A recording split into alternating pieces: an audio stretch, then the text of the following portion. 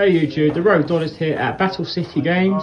Here again with Chris with his fireking Genesys deck. Take it over, Chris. Right, so to start the main deck off, we are going similar to sort of TCG, but obviously we've lost lots of hand traps, loads of non-engine, 17, 18 cards. I've got a couple of spicy things in here and it's worked out incredibly well today. We went X1, last game, game 3 of the last round. Unfortunately I bricked. I do really feel like I could have probably taken the whole thing, but unfortunately sometimes that happens. But anyway, we start with our 3 starters and I'm going to explain the points as well. So obviously we're 100 points. 3 Ponic, our best starter, all 10 points, are on 30 points so far. 3 Kirin, they're also 10 points, so we're up to 60 points at the moment. These are so important. They kind of run the show in the deck because we're able to dodge things, we're able to send it with Garunix, get pops, and it's really beneficial in this format. And then something I had to sort of make do with was just 1 Volcanics. I did play 2, but that puts us up to 100, currently 180. I found that defensively I would be without these, so the last 20 points are Droll and Ghost Ogre. Without these, I found I was just watching my opponent combo off, and a lot of the time some of the lower powered decks, can just go for everything because you don't have any way to stop them. So I needed some hand traps, just as a little bit of a buffer. I'm still experimenting, maybe I'll go back to an Volcanics. The engine is really strong, but for now we went with this. Droll's pretty self-explanatory, it's very high impact. And then, so I had 5 points, I went with Ghost Ogre. Seems like a rogue choice, so Dark Hole was another choice I was thinking, but actually Ghost Ogre, if this comes up before we use Megalo, which spoiler, and I summon this guy, I can then bring this back, which then means I have an extra interruption on my opponent's turn, because this will special summon this back. So that's the reasoning behind that. Still so early days, so we're just experimenting. Then the rest of this deck is completely 0 points, so feel free to experiment with it, but for now these are probably where you want to be in terms of your points. Dark Hole, maybe this is questionable, but I think it's usual. Droll potentially. Anyway, we've got 3 Garunix, best card in the deck. 1 normal brick Garunix, but you need to have it. There are some really cool plays you can make where I can actually get to 4 level 8s on the board, make Coach King Giant Trainer. Because of this, where I'm popping the Volcanics and another card which you'll see in a minute, which has been brilliant. So we've got those, and then for the rest of the fire kings, we've got the 1 Avata Barong, which is really good because it's searching us for Kirin for follow-up, or Ponic for follow-up. And then we have the Fire King Avatar Kirin. This has been amazing.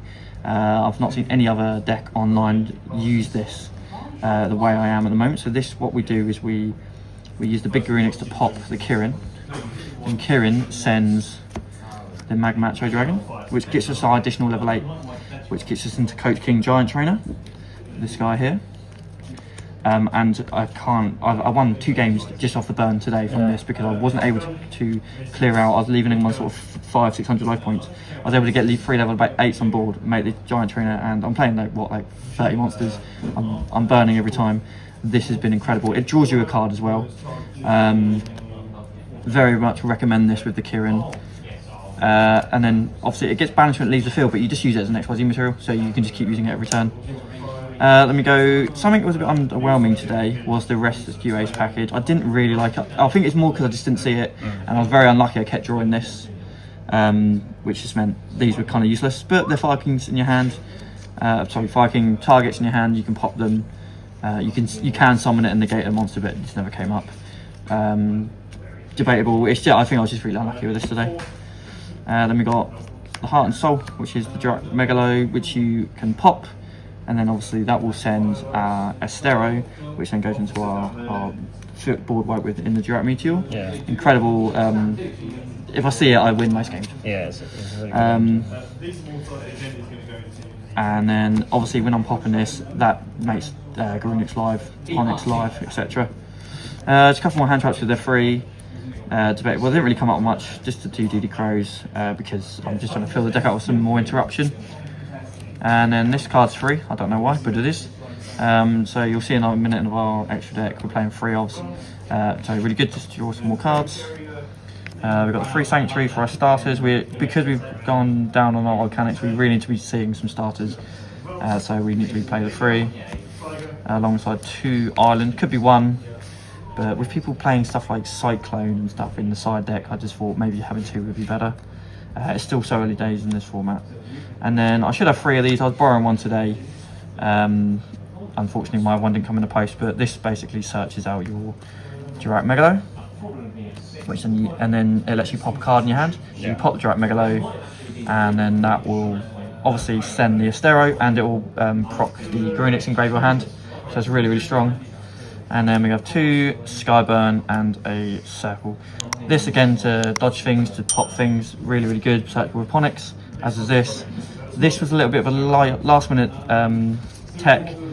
DD Crow is free, so I can essentially target one of my fire monsters and 1 engrave and dodge that DD Crow.